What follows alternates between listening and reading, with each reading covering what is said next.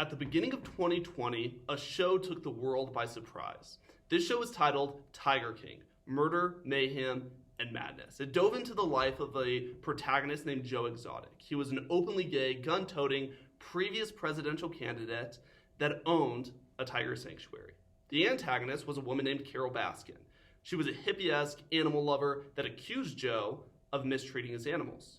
Joe loved his animals and took great offense to this. So, Joe accused Carol Baskins, as would any right-minded American, of killing her late husband. Now, after the show came out, it turned out that Joe had tried to hire a hitman to kill Carol.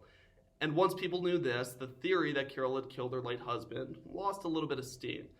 But it's my purpose today to prove to you that Carol Baskin did indeed kill her late husband, Don Lewis. So who was Don Lewis? Don Lewis was a man with around $5 to $10 million in his bank account. He had a previous marriage with up to 20 extramarital affairs. In 1991, Don and Carol decided to get married. They both had a love for big cats, so they started a big cat sanctuary. However, only 6 years later, in 1997, Don went missing. Why did this happen? Well, according to Don's daughter, Don and Carol weren't in a happy marriage. They were fighting over which direction to take the business. There was cheating involved. It got so bad that there was ultimately talk of divorce. Now, Don's attorney said if they would have gotten a divorce, Carol would have lost millions of dollars. Now, Carol rejects any claims that they were talking of divorce, but these claims come from Don's own daughter, a person with which he was very close with.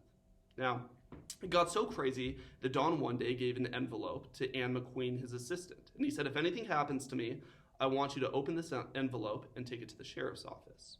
Well, when Don went missing, she opened the envelope and found that it was a restraining order Don had tried to get against Carol. It failed, but in that restraining order, Don states, Carol has gotten angry enough to threaten to kill me. She has a .45 revolver, and she took my .357.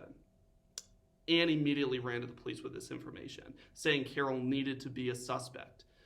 While Carol was at the sheriff's office, or while Anne was at the sheriff's office, Carol broke into Anne's office and stole two documents. One, Don's will, and two, Don's power of attorney.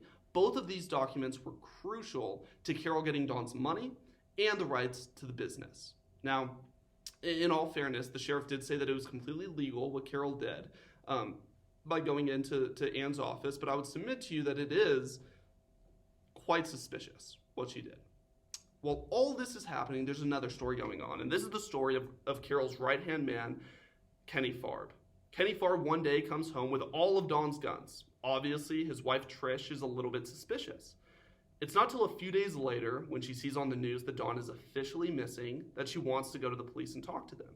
Kenny overhears this and then says this to Trish. He says, if you tell anyone, I'm going to put you into a grinder like I did Don.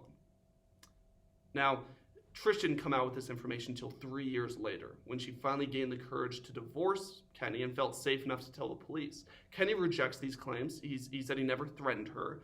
And nevertheless, Trish did come out and she reported this to the police. Now, 5 years after Carol Baskin killed Don Lewis, she started dating a man by the name of Jay Bacall. Now, Jay Bacall's relationship with Carol took a very similar path to Don's. It got so bad that he ultimately had to seek a restraining order against Carol. This one also failed, but in that restraining order, Jay states, I honestly fear I am in danger of death.